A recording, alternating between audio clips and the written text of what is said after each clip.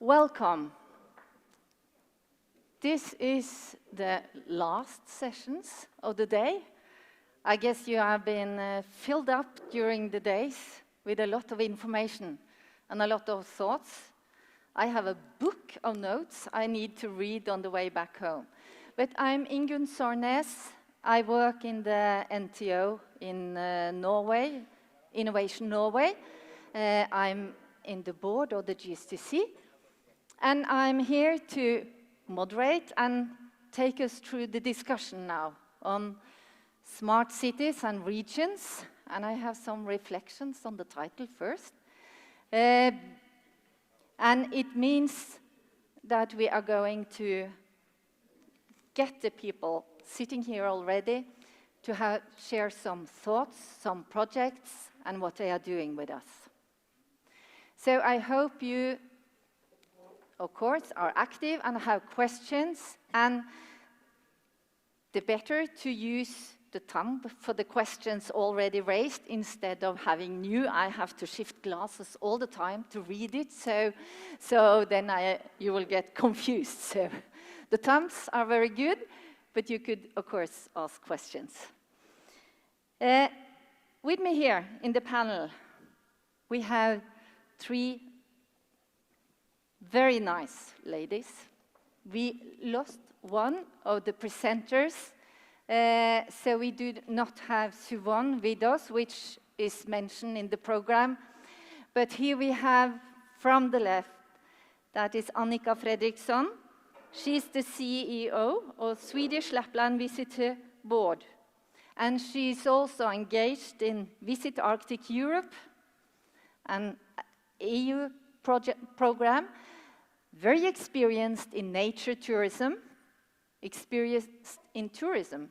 And she comes from a region quite far from here, less populated than here. But the next one, Marina Delgado, she is technical advisor with the government in Andalusia, and she's responsible for the NECSTouR. It's a network of destinations here in Andalusia.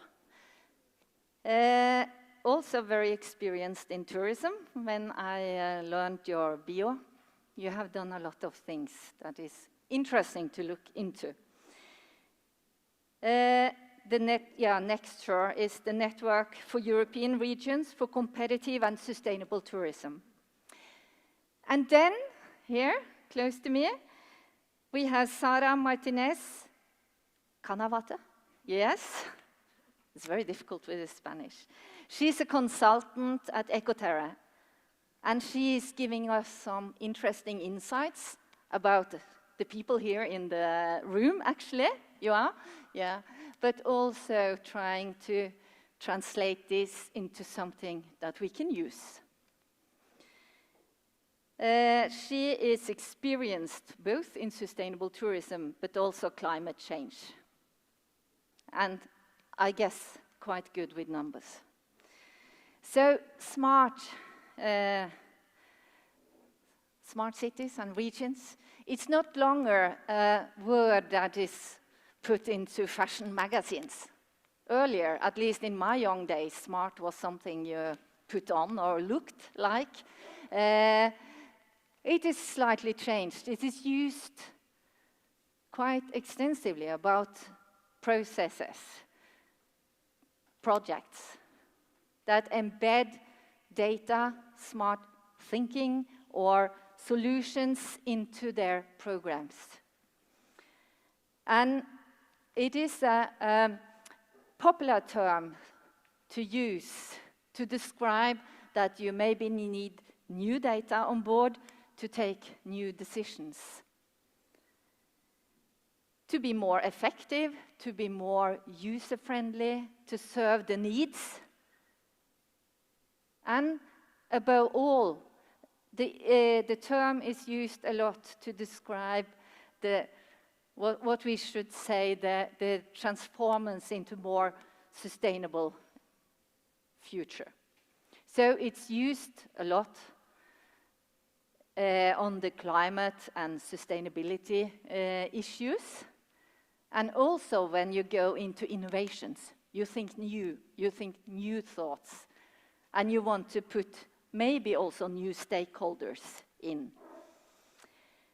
So it is used very often as a mean to deliver on the SDGs, and it's used in health, in waste handling, in climate issues, in transport, water, city planning, and visitor management. All these areas of planning where you need generated data, you need new knowledge, and maybe you need some new cooperations and collaborations. It might bring research and development or the academia into new corporations, because it is somebody who owns the knowledge that need to be around the table. It also brings the user into question, because we behave and we do what we are expected or to make our lives better. So we try to serve this. So I tried to be smart and used artificial intelligence to describe what the panel will touch upon. And the answer was quite a good speech on what tourism, smart tourism in regions can do. But I'm not going to read the whole speech because you are going to present it. But it started to say that smart regions is a geographic areas that has implemented technology and other innovative solutions to improve the lives of its residents and visitors.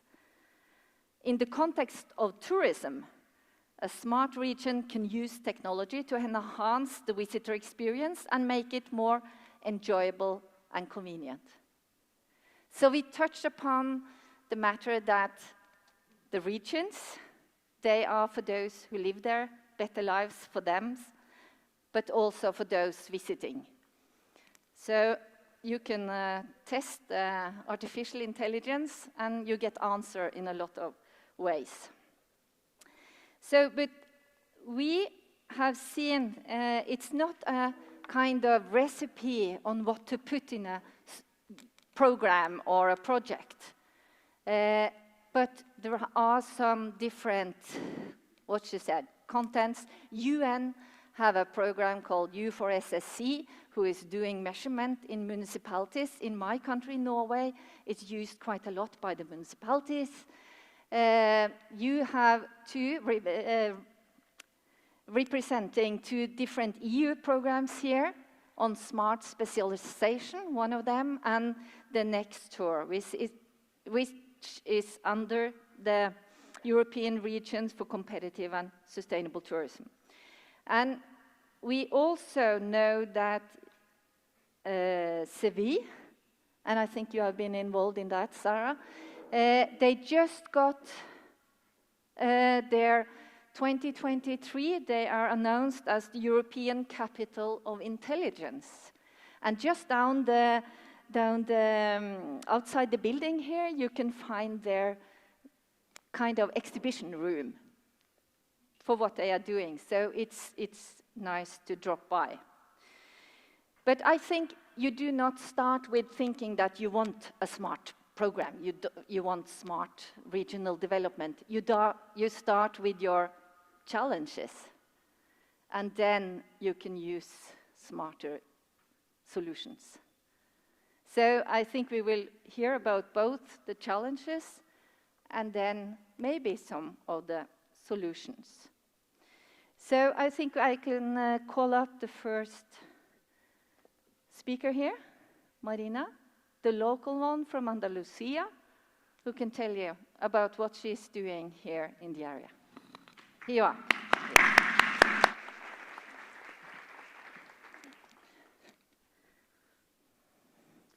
Thank you, Ingunn. Thank you for your kind introduction. And good evening, everybody.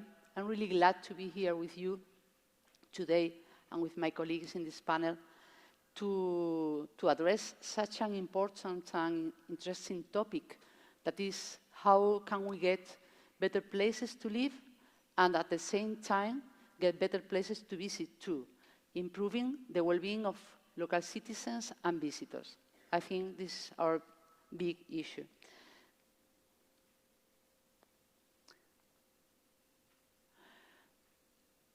In 1867, a very famous traveler left the port of New York and started what I think could be perhaps the first organized travel in history.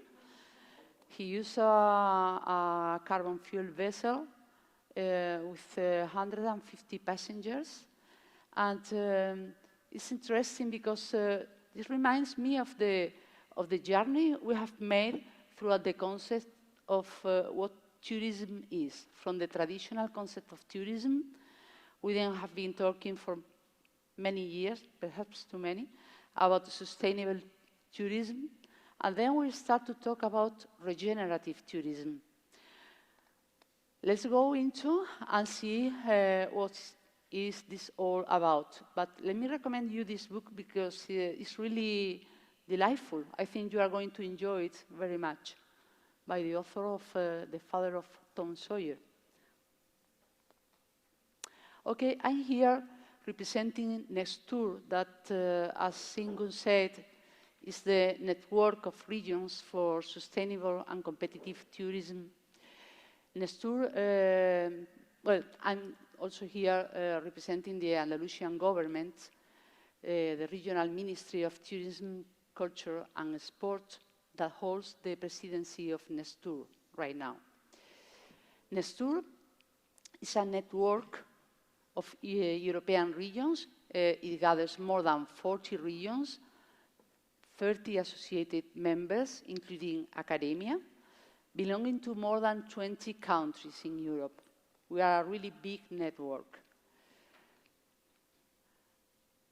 What we do is to connect regional tourism government in Europe. And how do we do that? Okay, let's have some example. Let's say, for instance, the government of Catalonia or the government of Valencia, through the network of NECSTouR, is connected with 38 other countries in Europe, but also with the academia belonging to the network. And all these regions and associated members are receiving information from our knowledge hub and also from our hub of projects, European projects. And we are also connecting with the European Union institutions, with the European Commission and with the Committee of the Regions, to bring all the information on policies that are being developed in Europe to the regions, because at the end, we are the voice of the regions in Europe. Okay, I would like to address now how tourism could become a catalyzer for better places to live and better places to visit. That is the topic that brings us here today.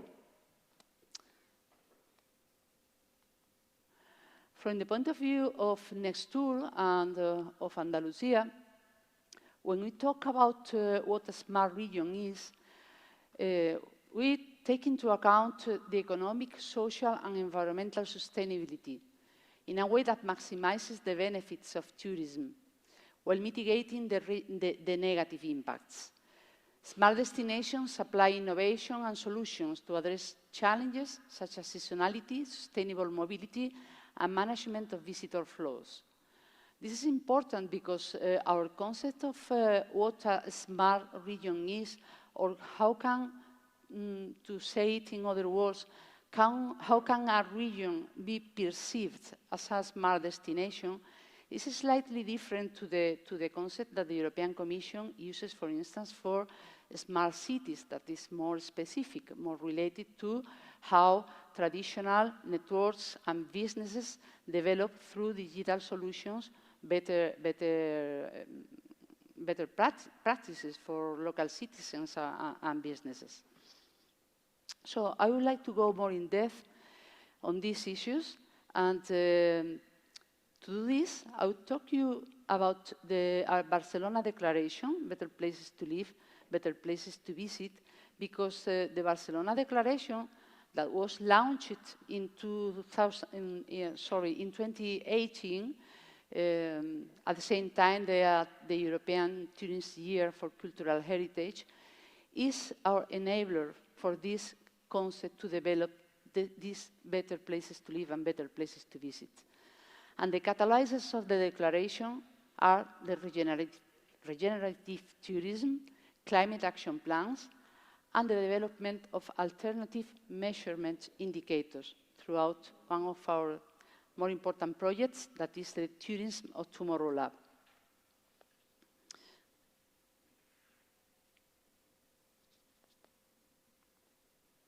Okay, let's talk a little bit about what regenerative tourism is. Probably you all have a good concept of that. It is a relatively new concept. It establishes a new paradigm for tourism management, marketing, and measuring. And we are talking on regenerative tourism when we talk about the principles that we developed in the Barcelona Declaration. Let me explain you why. Because for the benefit of European citizens and cultural heritage, as well as businesses, visitors, and destinations, in line with the SDGs, we had a meeting with the stakeholders, and we get to some conclusions that I want to explain to you. The principles adopted in the Barcelona Declaration include that what is good for residents is good for visitors. We consider we need adding value to the sense of place, using a holistic vision for marketing and preservation, using new indicator systems that allows us to have a better knowledge of how our policies are getting their results, balancing place, people, and business, and connecting people to people. In a very summary way, this is coincident with the principles of the regenerative tourism. Bringing Barcelona Declaration to a next level through inspirational sources is part of the work we do at NECSTouR. I think I need to be a little bit in a hurry, so I will tell you that we are taking actions to transform governance models. We have some examples of regions that I will bring to you later in the question and answers phase. And also some of the practices we are doing in Andalusia following regenerative tourism legacy. We included the Barcelona Declaration principles in our strategic plan. We are developing territorial sustainable tourism plan, and we are developing last year the first ecotourism forum in Aracena dealing with these issues. Another catalyzer for the principles of the Barcelona Declaration is the climate action plan. We must protect our places through climate action plans when it comes to striving towards better places to live and visit.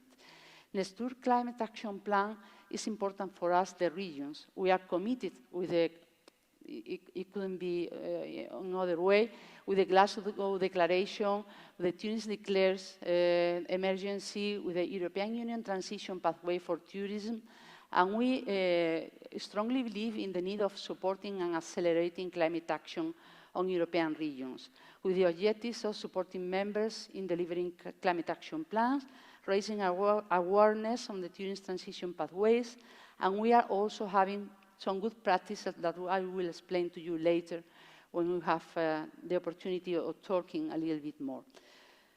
Let me just give you my conclusion. I hope I'm on time.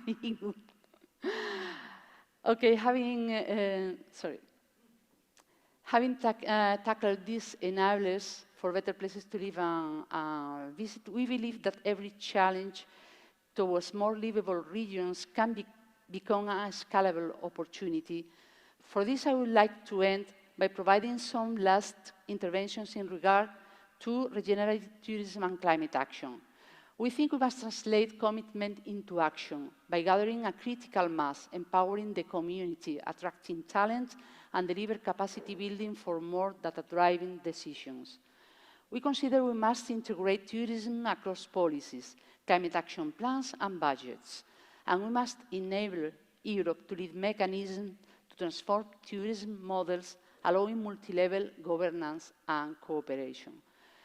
Let me tell you, to finish my short intervention, that I have kind of a satisfaction because I see there has been an important change in how the European Union, the European institutions, the European Commission addresses the challenges that we, the sector of tourism, have. I think the Commission is now more aware of the need of helping the regions to develop better policies to tackle with these challenges we have. And I think this is good news. We will have the opportunity to keep talking. So thank you.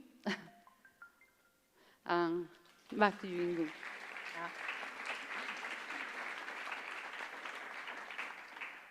Thank you, Marina. You represent a larger region with a... Did you say the population? What is the population in Andalusia? The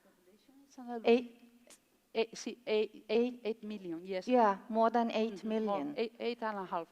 So at least in my context, that's a huge region. It's more populated than our country.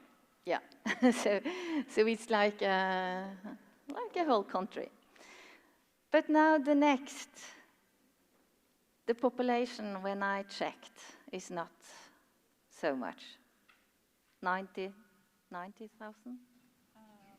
In our region, I think my region, because I'm going to speak for a greater region, but my region, we are about 250,000 inhabitants, and the total area of the surface is even bigger than Andalusia.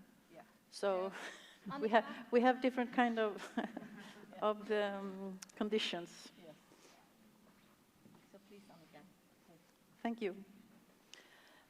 I'm going to do a presentation and share some information about a project called Visit Arctic Europe.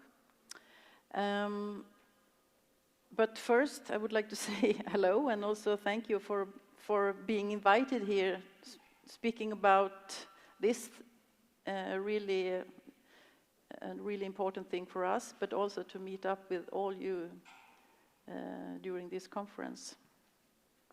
It's really valuable and also really important for our work to come.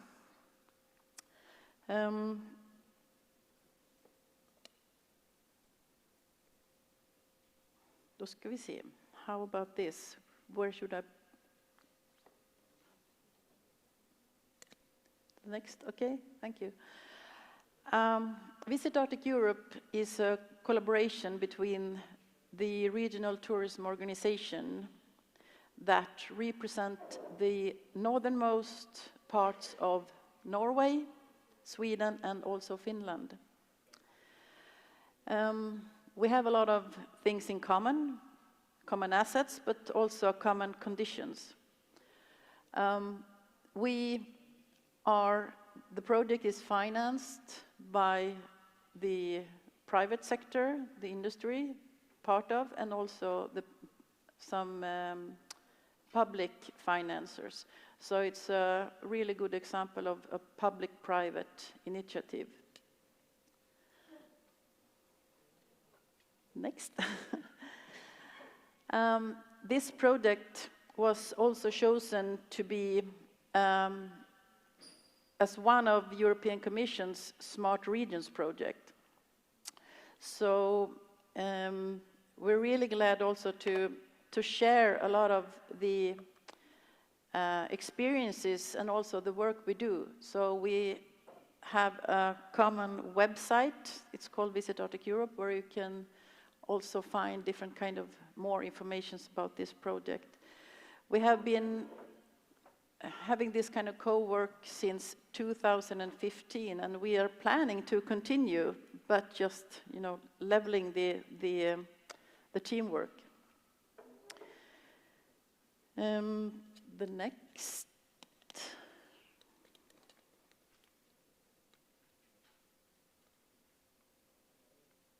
So,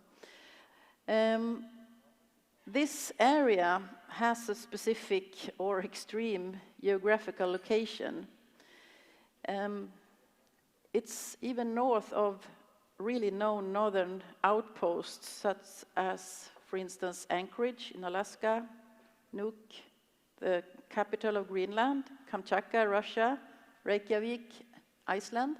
So you can see this region, which is holds together with this Arctic Circle.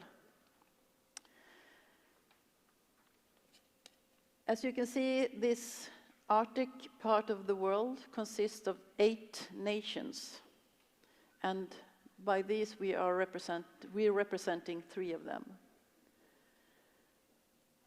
The whole region is a home for about 4 million people, so it's really rural.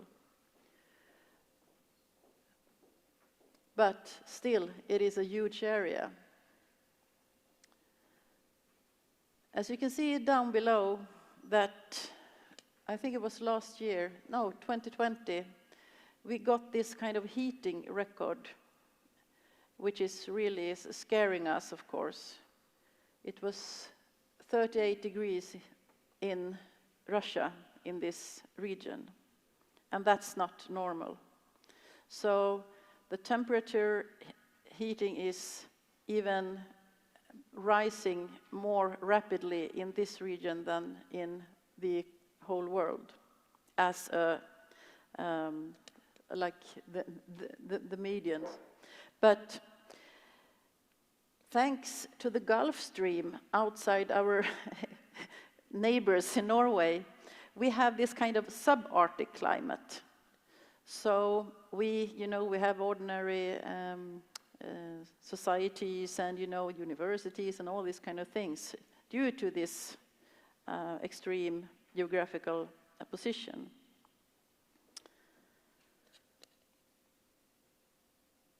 The area that we represent in this project is large. It's about 300,000 square kilometers. It's about the same total area as Italy. But we are only 900,000 inhabitants. This land also, the destination also includes Sápmi. That's the indigenous Sami people traditional land. So we're also, in different kind of layers, have this kind of specific partnership with the indigenous culture.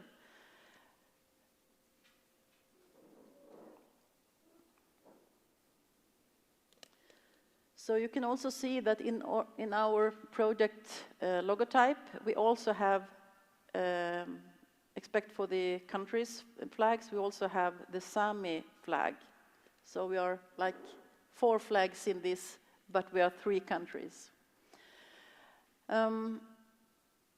This picture shows the participating industry, the companies. So you can see they are spread all over this kind of region. But when we were starting the second part of this project, we were really keen on finding out what to concentrate on during this program period. And there were 3 things that was lifted up. Really important to get this project to provide more local shopping or buying into different kind of local suppliers. And also, of course, reduce the tourism business impact on our really fragile Arctic nature and ecosystem. And another thing that was really important also was to really honor the Arctic traditional culture. Also, of course, including the understanding of the Sami culture.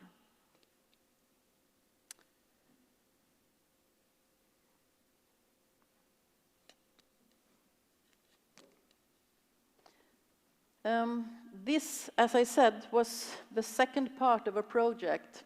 So we wanted to further develop the travel destinations, but to become a more all year round travel destination, because we have this kind of seasonal strength. We are a region which has, we say, 4 seasons or even 8 seasons, and sometimes we even can say that we have 12 seasons, because every month the landscape is really changing by the temperature and different kind of things around.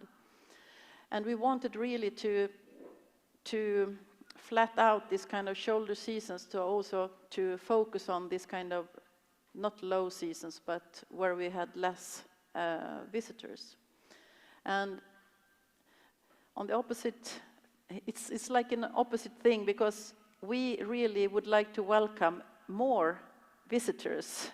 We have not yet trouble with having the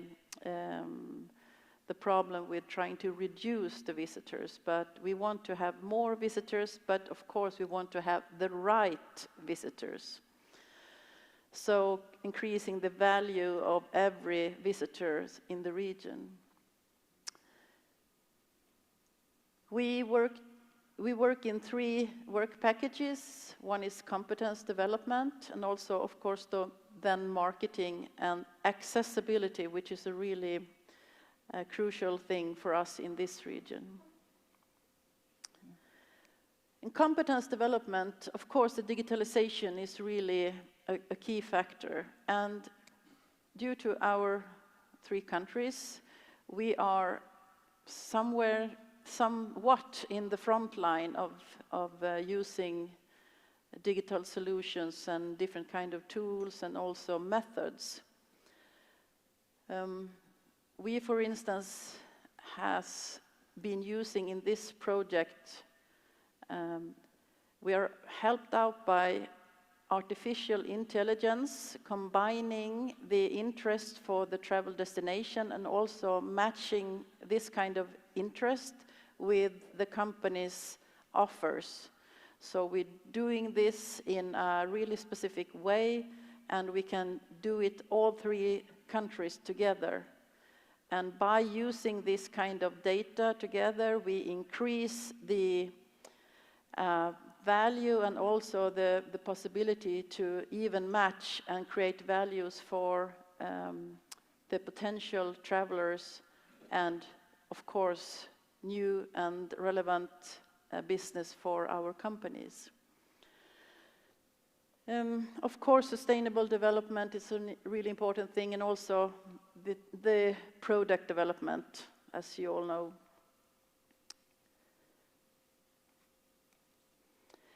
In the field of marketing, we have worked with image and also tactical marketing. We have launched a common concept. It's in our nature, and you can also visit our common market web. It's called thisisarctic.com, so you can go in there and have a really sneak peek on how we would like to present ourselves. So this is also something that we are not creating a new travel brand. We are just focusing on common messages, because we have so many things in common. This is also an example of a campaign that we have done, trying to promote the local, like the experiences of food and also the way of cooking in the region. So you can read more about this also on the web. About accessibility, this is a really interesting thing for us, because due to the fact that we are so less people, 250,000 in our region in Sweden and 900,000 in total, when the government plan for infrastructure, travel infrastructure, they always look at the number of inhabitants, and that's a really problem for us, because we are a huge area and really need more seamless travel around this area, because we want them, of course, the visitors, to stay longer. So we have a really interesting things also coming up now, like we call it an Arctic route, and that's also something that will be launched now to try to be enabled for the visitors to travel in the east-west direction.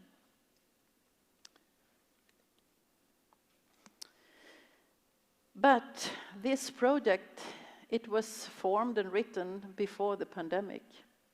So we will have something coming up soon. We'll see. You can stay tuned. Perhaps you will ask some questions about that. I think so. Yes. Thank you. Okay.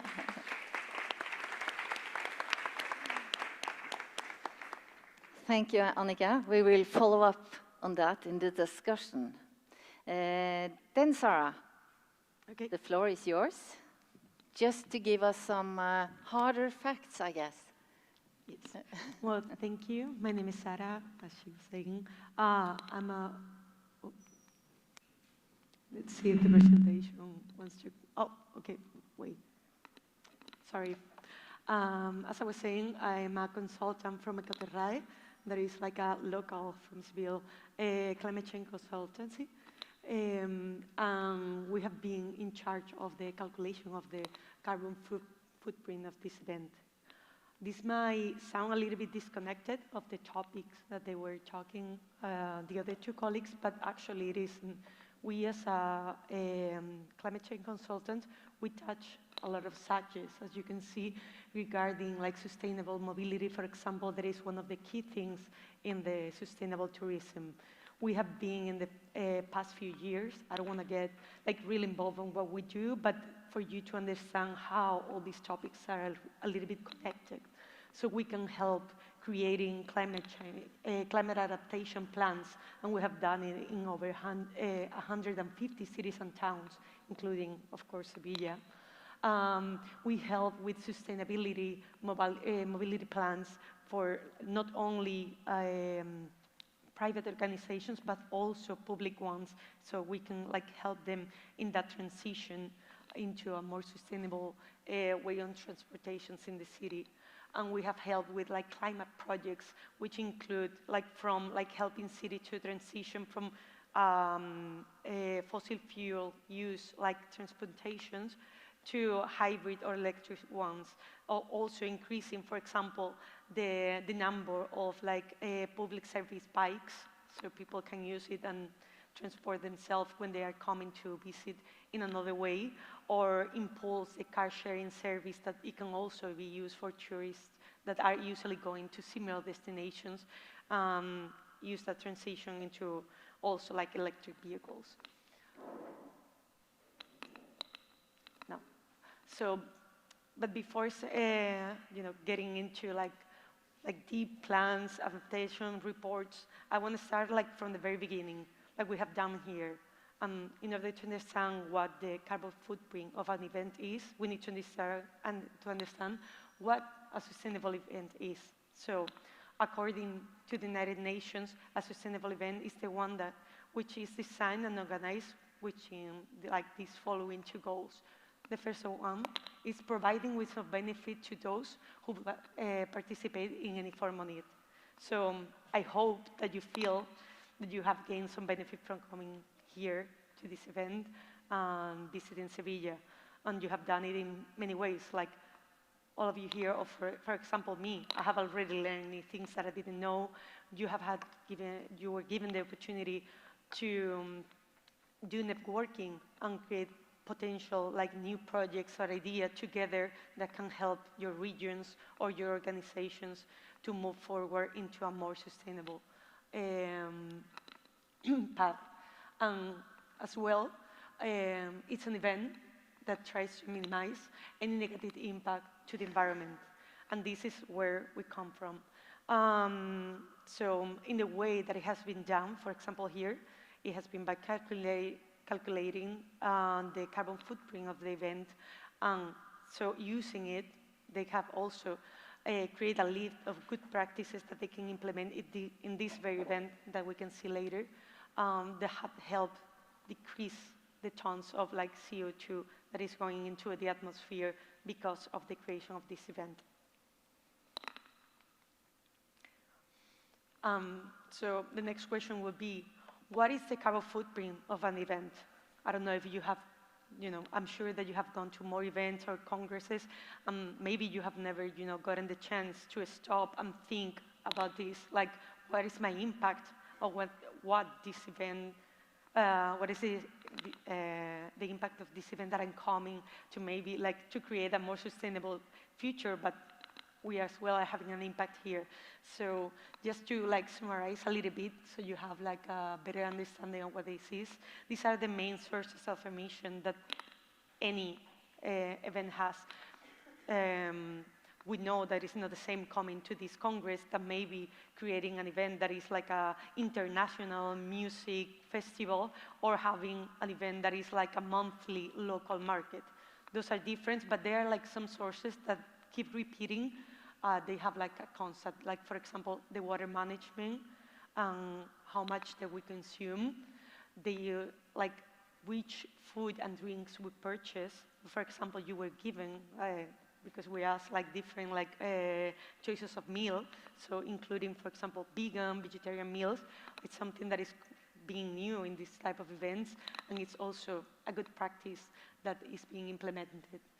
This connects with the next one. It's not only which kind of food and drinks we use, but it's like how much waste we create, and the waste management that we use. This is not only for food, but also all the waste that we create with the merchandising or other like things that we use in the event. The venue choice, for example, here in Phoebus, they have already a lot of good practices like implemented, so it was very easy to work with them and to create a relationship and a strategy with this event will have the least impact possible. So having a venue that is already prepared and is aware of the importance of climate change and the impact of the events that happen in their venue is like a key thing. Which is connected directly with the energy efficiency, because like that's the decision usually of the venue that you have like chosen to look at yourself.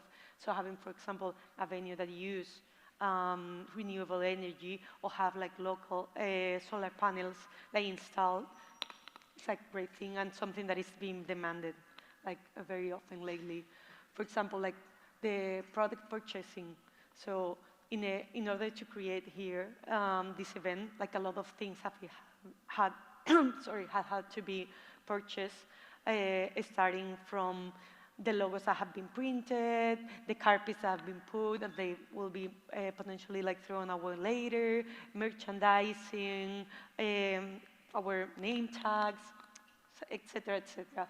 So having consciousness about the products that you buy are the ones that you don't buy. For example, using the ceramic like cups that we were using instead of like having to buy a lot of like plastic cups that create more waste.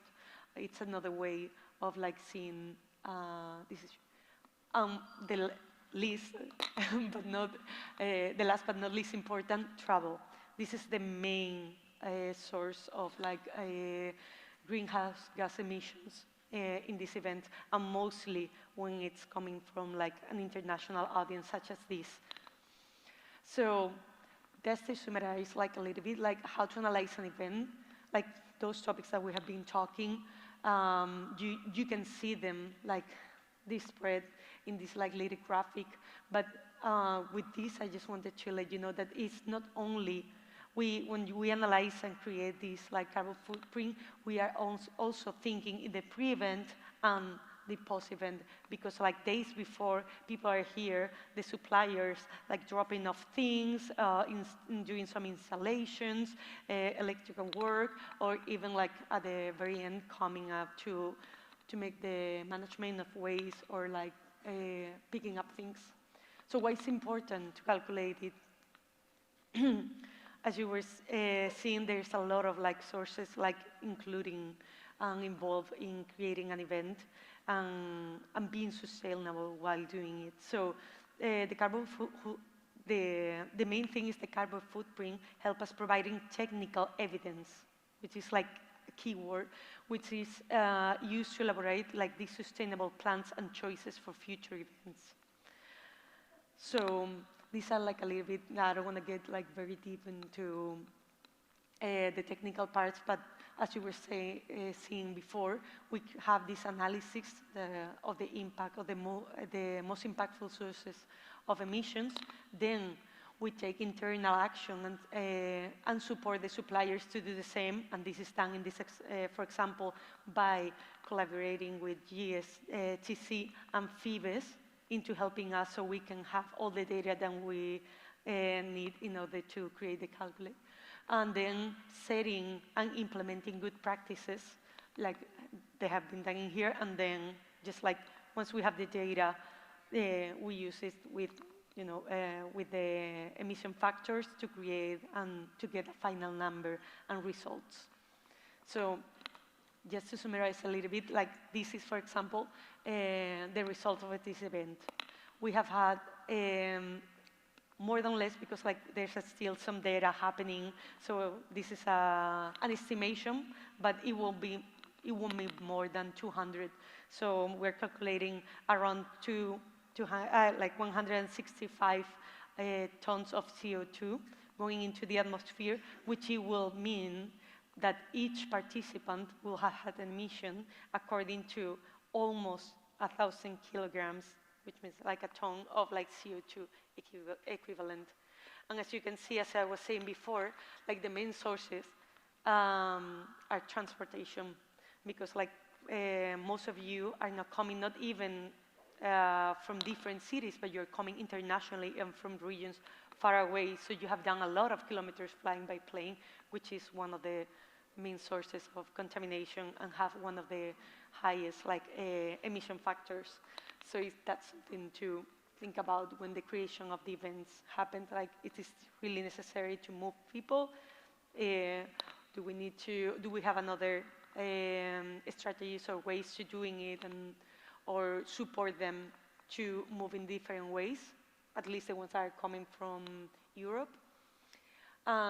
Finishing, so I don't take more time, just to let you know that even though we have had this many tons of CO2 being set up into the atmosphere, we are going to create a project for carbon offsetting. So once we have the internal analysis, setting the good practice, doing the calculation, then we have talk with people, and a local project is going to be implemented, and around 2,000 or 2,500 trees are going to be planted in the city of Seville under the supervision of the city hall and the parks and gardens team, and they are going to be managing it and taking care of it during the next like 30, 40 years. So that will be the way of compensating the tons that we have all helped. So thank you for your attention, and I'll be here.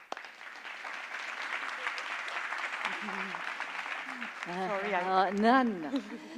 Thank you, Sara. You made it very inspiring with the numbers. I am not a data person, and I don't know if I know maybe a few of you, but it's sometimes about making data into knowledge, yes, and making the knowledge into better plans, maybe, and the plans into, we heard earlier today that immediate action, at least actions, and you had the planting of the trees in the end. But what would you say is the most effective practices to reduce carbon footprints, or the carbon footprints, Sara? Well, for an event like this. Exactly. Well, in order to, sorry, I think that this might not be working. I think. Yes? It's okay, sorry. Now I can hear it like louder. So first of all, in order to start like thinking about reducing like the carbon footprint, we start to be aware that there's an impact, and then starting to ask for services such as like this. So you understand how many tons you are like polluting to the atmosphere, so you can start like creating these good practices. And some of them are very related, that maybe here is not, as I said, like since you are coming from such a like long distances. But for example, when we create like events in a national, you know, scope, then we can try to minimize the use of like planes. So the same like organizers that are doing an event can try to find like ways to make the people and the participants aware of their impact. So they choose like either like trains or like electric cars, or they share because they are coming from the same city to so they have like some sort of like platform where they can connect and talk previous to the event to make that happen. Or and I think that just to end up, one of the main things is like for you all to be aware that you are part of the solution, because like these events are created for you. So your questions, your demands, and your interest in the matter is a key thing for you to asking for, to have like, if you're vegan, your vegan option, if you are interested in knowing how like the terms of like an event are going to be compensated, to make sure that they are even taking into consideration. So you are very important in this process. Just Oh, thank you, Sara. Yeah, and that is a very practical case. And Marina, in your working with many destinations, and you said they were working on climate budgeting also, how can you kind of use this knowledge into your different destinations? Well, what we are doing is, from the point of view of NECSTouR, is raising awareness in our destinations and helping destinations to create their own climate action plans. And we are all working together. We have already developed and NECSTouR our climate action plan. At the network, we are measuring our carbon footprint, and we are working on that, but we are also helping the destinations that belong to the network to develop their own plans. From the point of view of Andalusia, we are also committed with, of course, with the climate change. So we have a compromise acquired to reduce until 2030 in 39.5 the emissions of gases. Yes. Yeah, that's impressive. But you, Annika, we could see on the map that you would have some challenges to a certain extent when it comes to mobility and finding the better solutions. What are your thoughts or work on this? Is it addressed? Yes, I think that when it comes to this kind of travel infrastructure, we are really leaning on or depending on people coming from abroad visiting our region, because our inner market is so small, so we can't provide a sustainable development of the tourism business with our own inhabitants. But by that, also increasing the possibilities for more regional possibilities for travel in our Arctic, European Arctic region, that will also benefit the local people's possibilities to travel in the region, and also travel with public transport system, because today we go a lot with cars, and also visitors coming in also have to use their own cars, driving by themselves. So we want to see more public and also, well, transportation possibilities for traveling in bigger groups. So that's a really important issue for us to develop. Yeah. And I guess you have some of the same challenges in the area, that very often planning goes, as you said, to the inhabitants, and then we are not able to provide or direct towards also tourism. So I've seen some projects where they had tourism transport offering also lifts for the local inhabitants. So maybe that's the other way around. Let's see some of the questions here. And Marina, can you tell us more about the indicators? Don't go too much in details on all of them, but you could write where do we find them, or what do you kind of want your destinations to work on? Yes. We are working with the European Commission. We developed a project, Tunis of Tomorrow Lab, that is a center of touristic intelligence. And it was born through the ECOTERRAE platform. And one of the subjects we are dealing with, and we are working on this right now, with a technical support instrument from DG Reform, is especially in developing indicators that can be shareable for everybody. Because what we need at the end is to be able of measuring the policies we are developing. We cannot know what we cannot measure. So this is very important. The project with the European Commission is starting, and we expect to have some results from there.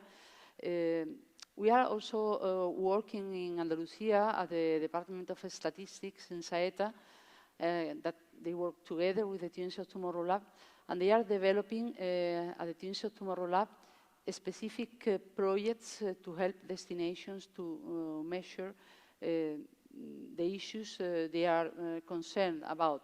To give you an example, in Navarra we have developed a project to measure the incomes from the natural parks in Urederra. And this is important because the knowledge that comes from these projects, we have one developed in Navarra, we have another one in Catalonia, that is another project is measuring how the customers perceive the value of the sustainability in the hotels. We are developing another one that is in Valencia about how attracting talent to this project. And the result of all these projects is that they are going to be applicable to other regions.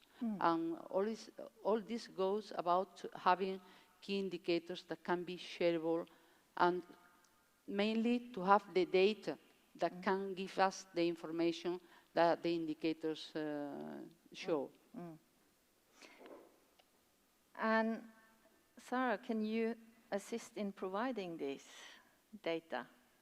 Yeah, You're there. of course, like, Yeah. we can help with different, providing like different data to support like our region. Yeah, yeah. So, and that's the question of us here also for Sara. Which are the most important factors to have in account when planning carbon offsetting? Yeah. Oh, okay. I was reading the next one about offsetting. Is it other remarkable ways or other ways, creative, innovative ways than planting trees? Is it just trees planting, or no, do you have other ways? We have another ways, but this specific one was like planted trees because like FIBE wanted like a local carbon offsetting like project, and was the one that we could find with in this time, in this moment, and with the city hall, and that he could manage, and at the same time like joining the next question, kind of being able to be sure of its credibility, like because the city hall, you know, it's like a main institution that we will be following it up. So, but if we wouldn't have chosen this one, we can either go with the ministry and the projects that they already have, or like even the UN, and they have like different projects that they can be like very distant from like planting trees or supporting forests, using like different like the implementation or the promotion of different like renewable like sources. For example, in like developing countries, those are like very typical ones too, or the different implementations, not only of like waste management, but it's always like the focus is always put in like countries that are like still being developed, and those the money raised for like the purchase of those like tons is used to support those projects. Yeah, thank you. And Annika, is it any interest in building stronger data attendance in your programs, in your projects? What do you use for kind of insight by developing? You said that you were doing some changes in your project, that before COVID you had one strategy or one plan and then you slightly changed. What are the new things coming up? I think that we're lacking for good statistics in tourism in our region, and we have different kind of both providing and also measuring things in our 3 different kind of countries. So that's a challenge for us in the project.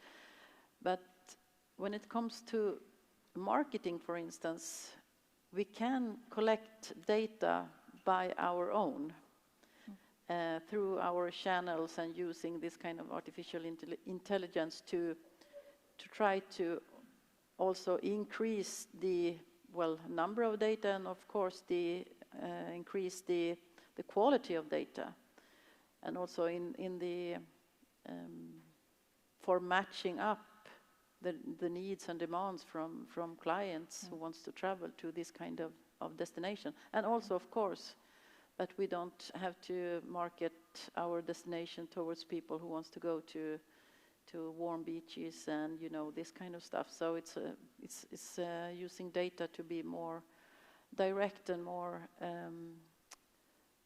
matching up with the demands, and also the companies who's giving them their best offers. So I think data is really, really important, also for monitoring and also facilitating the development, the sustainable development of the regions, of course. And I think that's a challenge. Everyone is kind of sharing that, and also there are some new people that have to be brought to the table. And I mean, we're getting closer to the academia, to those people who's really able to do the transfer from data to knowledge, to make this in a context that we can use it. Marina, the last question here. Which are the main challenges you find for smart regions purposes in Andalusia? What are the hindrances? Intense and wide question. Yeah, it's wide, but if you manage to... Yes, I can. Yeah. What do you struggle the most with every day? Well, I think what is a problem for every region is to have data, because statistics, official statistics are at the national level. And tourism is not a policy for Europe. So we are really struggling hard to have statistics on tourism. This is a problem. We are working now with the OECD, developing this system of indicators, and then we need to move the Commission to help us to really get the data we know, because at the end, to develop an intelligent project, what you need is to be able to select between all the share of data, what are the data that are relevant to have decision and data-driven decisions. And I think this is the important thing to do. We are working in the Andalusia lab also because I think it's important helping the small and medium enterprises in the tourism sector to develop their own projects of digitalization.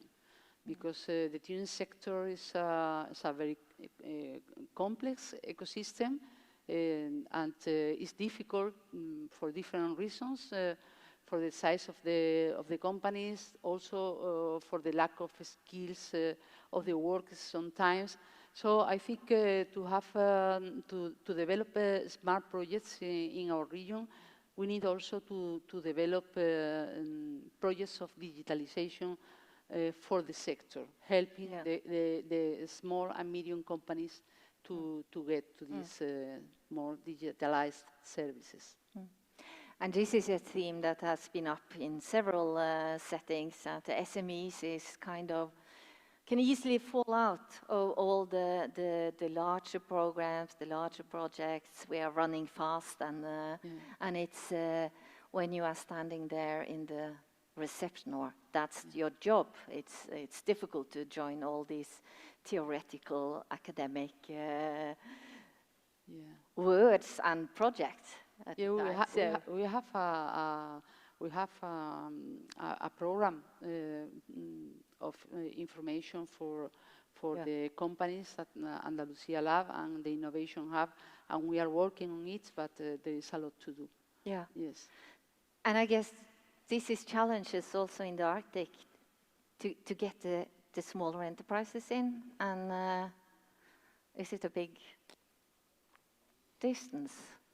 Yeah, I think we're trying now to reach out to the system, the whole system. We were this morning listening to this kind of supply chain, how to involve and engage the supply chain, and that's really something that we want to take a grip on now, to broaden up also doing the development in common, you know, both the bigger business and also the drivers for driving the development. And also, well, everybody has to be on board in this kind of journey. So we have to make possibilities for the smaller companies also to blend in on their, you know, possibilities to join.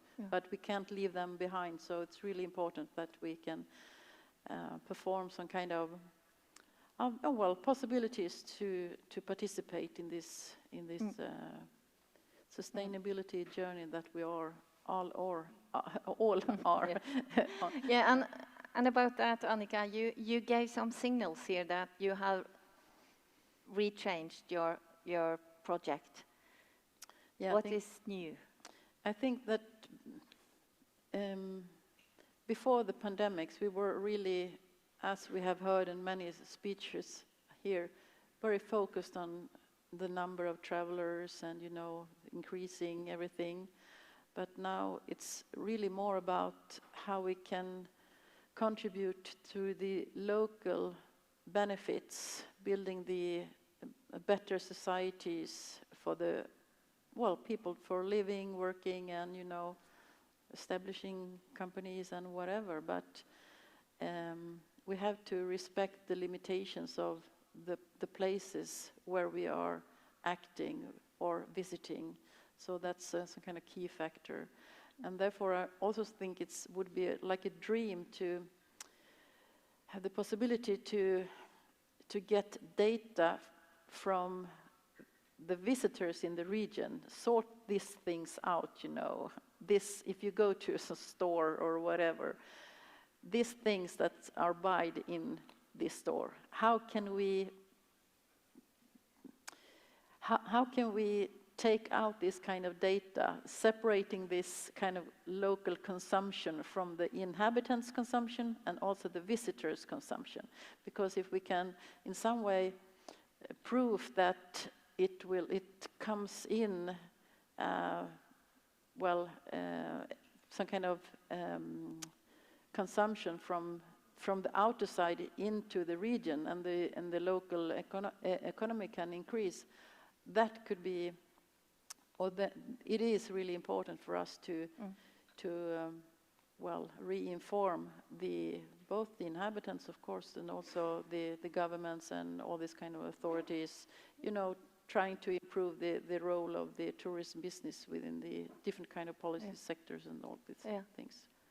And I think we are quite on the right spot here then, because as I've seen, I think Spain is doing a tremendous job on tourist data, on using data, and you're really,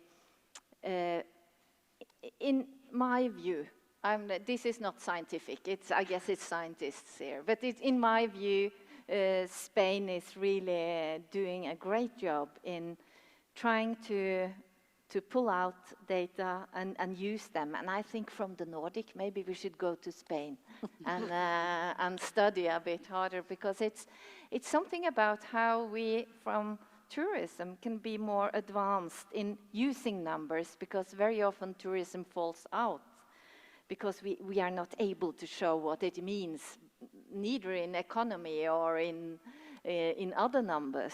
So the push for better data and then it's all needed. So the data getting into knowledge, getting into plans, getting into actions. That could be the sum up of the panel. Is it okay? That as a sum up? Something for all. So thank you. It's been a pleasure having you here, and I hope it was for you too. And I am sure they are open for more questions just after. So come here if we didn't answer all your questions. Okay. Yeah.